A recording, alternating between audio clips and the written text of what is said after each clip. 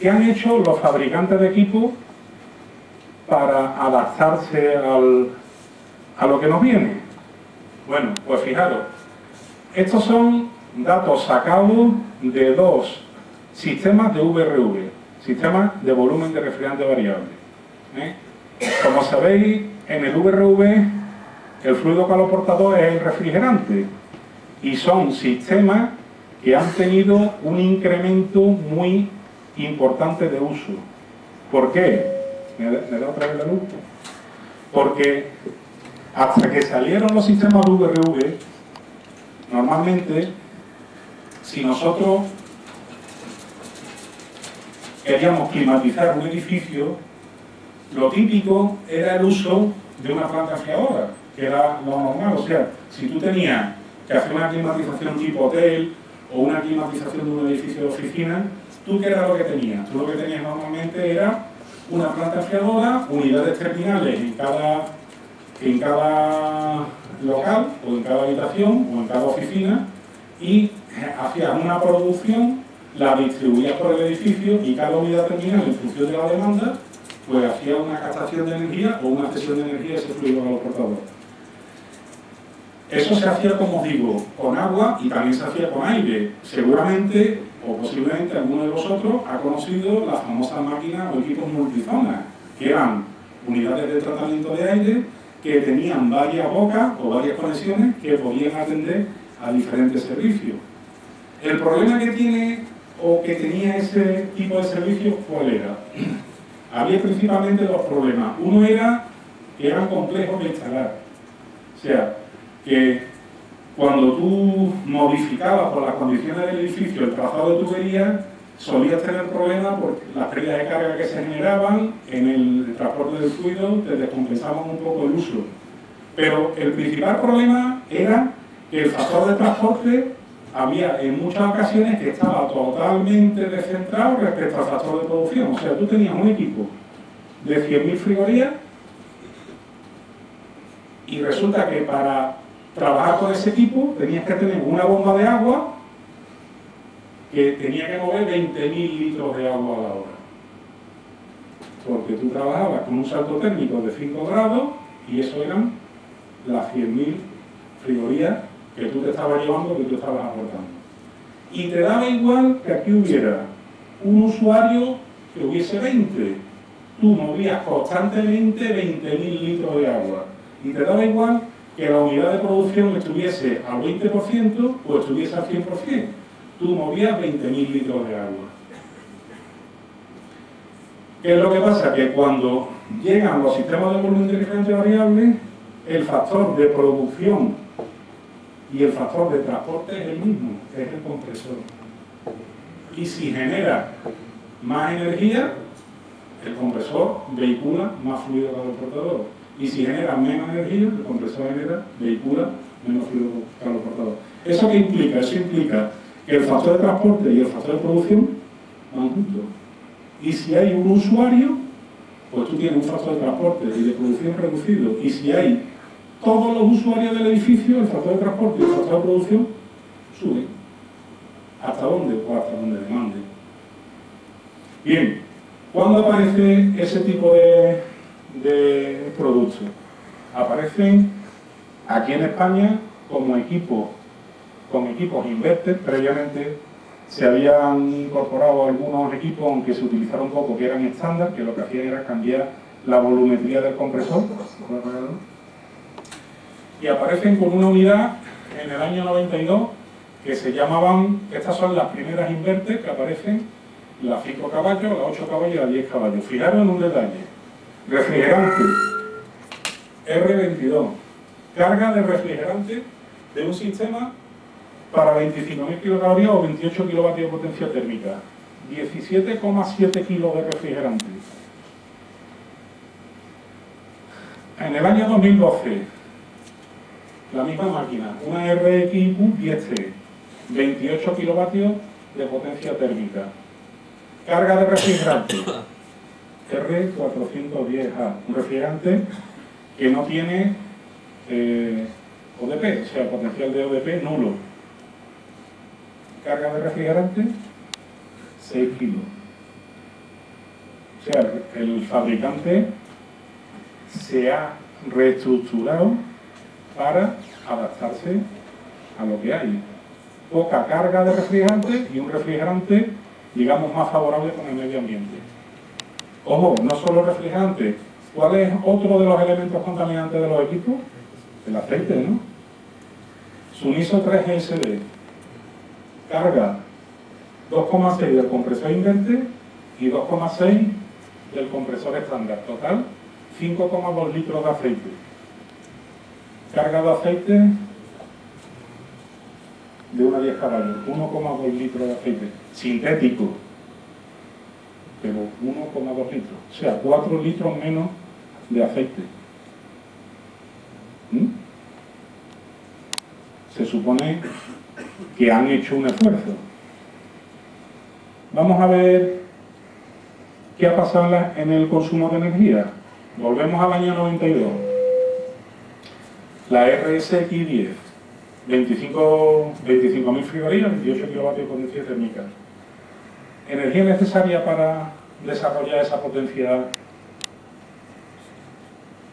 11,8 kilovatios eléctricos. Año 2012, 28 kilovatios de potencia térmica, 7,3 kilovatios eléctricos. Se ha reducido también el consumo, ¿verdad? Bueno, pues todo eso no sirve para nada. Porque después llega alguien que carga mal el equipo, o no hace vacío, o es un manta y deja más mierda dentro del tubo que fuera, y eso no sirve absolutamente para nada. Y desgraciadamente hay un desconocimiento en la sociedad que no entiende eso. Que se gastan el dinero en un equipo magnífico y después no se gastan muy poco dinero en una instalación adecuada o un mantenimiento adecuado.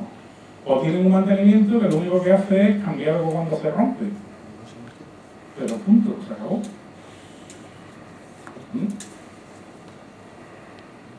Esto es lo que se ha hecho, que ha sido importante, pero que no vale si no está acompañado por el brazo de ejecutor, que somos los que estamos aquí.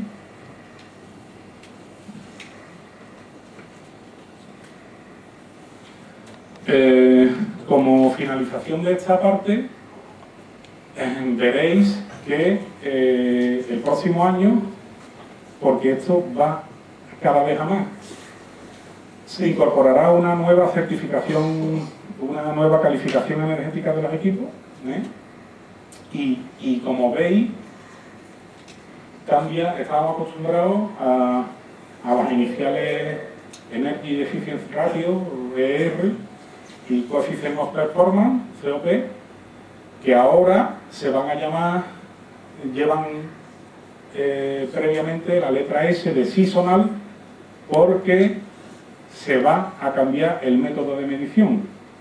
¿Por qué se cambia el método de medición? El método de medición se cambia principalmente por dos aspectos. Uno, para adecuarse a eso, prácticamente todos los equipos van a ser de accionamiento variable, normalmente inverter. Primero. Y segundo, porque está archidemostrado que los equipos no están siempre funcionando al 100%. O sea, cuando se hace el diseño de una instalación y se determina que ese espacio necesita una carga térmica de 2000 vatios, esos 2000 vatios no son siempre. Esos 2000 vatios son en la punta, o sea, cuando se establecen las condiciones más desfavorables. Pero el resto del año está funcionando en otras condiciones. Habrá veces que necesite 700, habrá veces que necesite 1300 y habrá veces que necesite 2000. Si disponemos de un equipo todo o nada, la consecución de esa potencia se hará con un sobreincremento de consumo de energía. Si disponemos de un equipo que se adapta a esa demanda, conseguiremos establecer esa potencia instantánea en cada momento con el consumo de energía adecuado. ¿Recordáis lo que os estuve comentando antes del factor de producción y el factor de transporte? La unidad enfriadora sería muy eficiente cuando iba al 100% porque el factor de transporte iba adecuado al factor de producción, pero sería muy deficiente cuando la unidad estaba funcionando al 20%. ¿Por qué? Pues porque estaba totalmente descompensado el factor de transporte del factor de producción. Incluso llegaría a haber momentos en la instalación en que habría más consumo en transporte de energía que en producción propia de energía, cosa que ocurre desgraciadamente en muchas instalaciones. Bueno, pues esta es la clasificación energética. Solamente dos detalles. Una, se incorpora, como veis, el nivel sonoro, tanto interno como externo. Dos, en calefacción se establecen zonas. O sea, fijaros que hay una zona, que son las zonas más frías, que tienen un valor, y otras zonas que son más cálidas, que tienen otro valor, ¿de acuerdo? Mientras que la clasificación es fija en refrigeración, es variable en el modo de calefacción.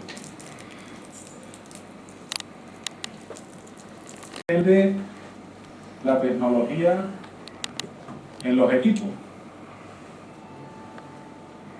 La tecnología en los equipos, pues, no se llega a reducir el consumo, como habéis visto, de 4 kilovatios porque sí, ¿no? Y además estoy seguro de que cualquiera de vosotros sabría apreciar cómo han cambiado los equipos.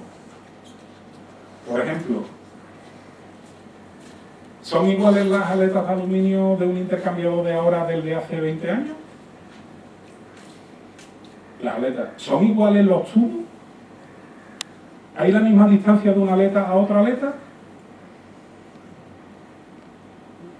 Los intercambiadores hasta hace 20 años prácticamente todos eran rectos. Hoy tenemos intercambiadores que hacen L, que hacen U, que hacen círculo. Todo eso son mejoras de rendimiento. Los intercambiadores son como los pulmones en una persona. Hacen la transferencia de calor del refrigerante al aire. Mientras mejor consigan hacer esa transferencia, menor cantidad de energía necesitaré yo para hacer esa transferencia.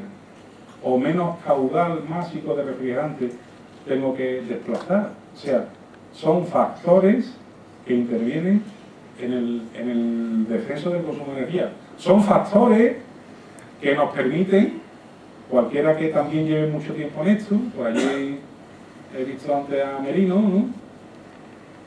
¿Cómo eran las máquinas que se montaron en los remedios? ¿Contra qué refrigeraban? ¿O contra qué condensaban?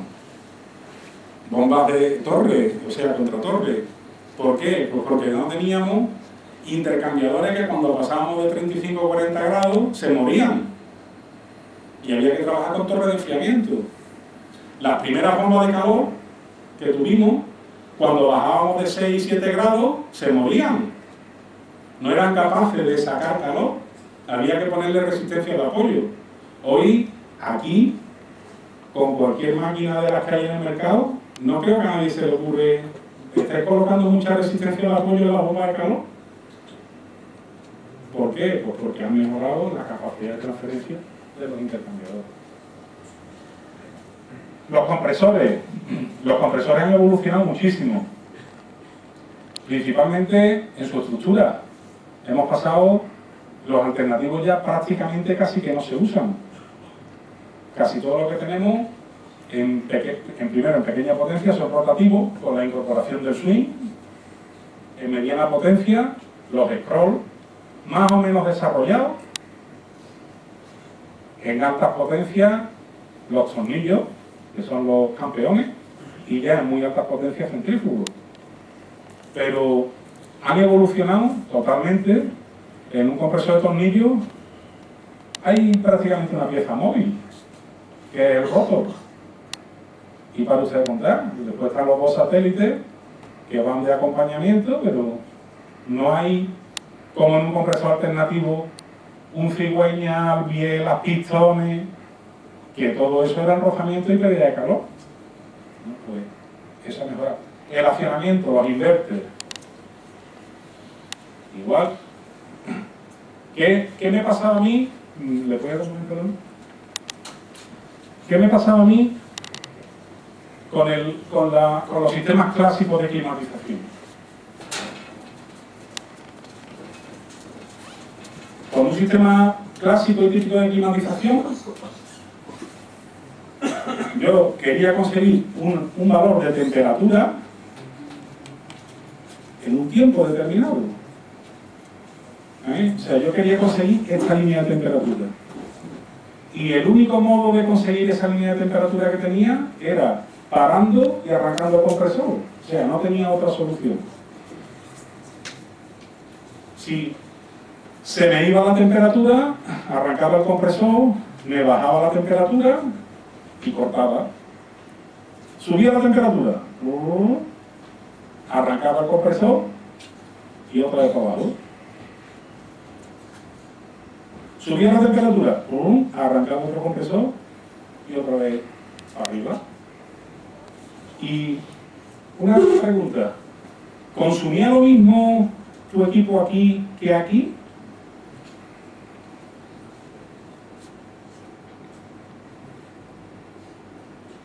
Seguro que no. ¿Qué ha hecho el inverter?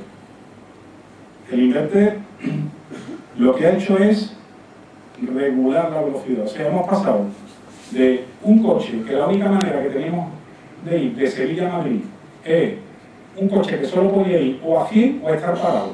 Si tú necesitabas llegar a Madrid en 10 horas, tú tenías que estar media hora a 100 y media hora parado, otra media hora a 100, otra media hora parado, otra media hora a 100, otra hora media parado.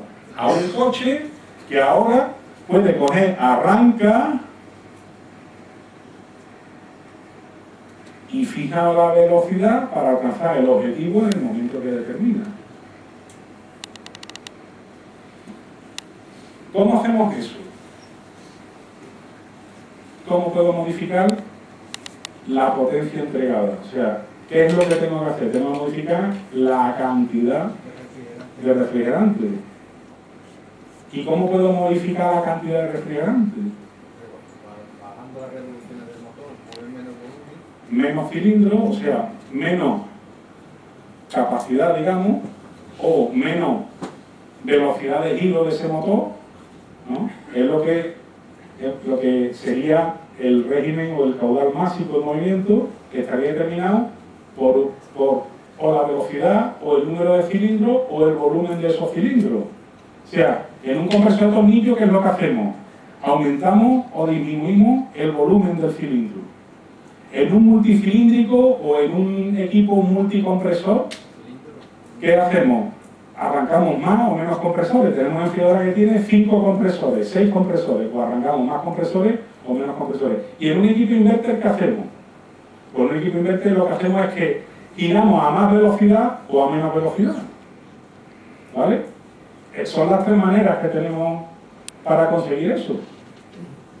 Entonces, ¿qué es lo que hacemos con el inverter? Con el inverter hacemos una cosa muy simple. Partimos de que la velocidad de giro de un motor está determinado por la frecuencia multiplicado por un factor fijo dividido por el número de pares de polos, ¿no? Y un detalle que lo acompaña, que es la expansión. Bueno, esa es la segunda parte. Muy bien apuntado, por cierto. Porque hay quien coge y pone un inverter y después, para regular el caudal de refrigerante, pone un pedazo alambre.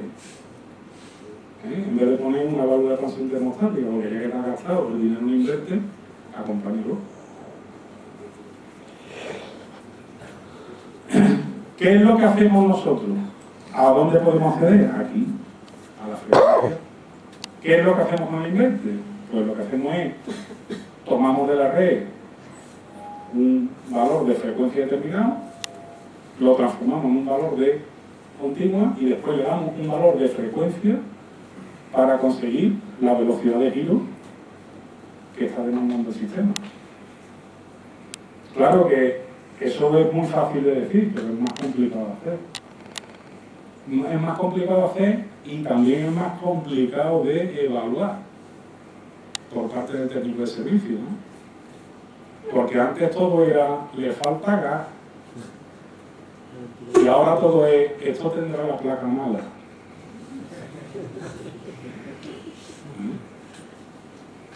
Y hay que saber qué es lo que pasa.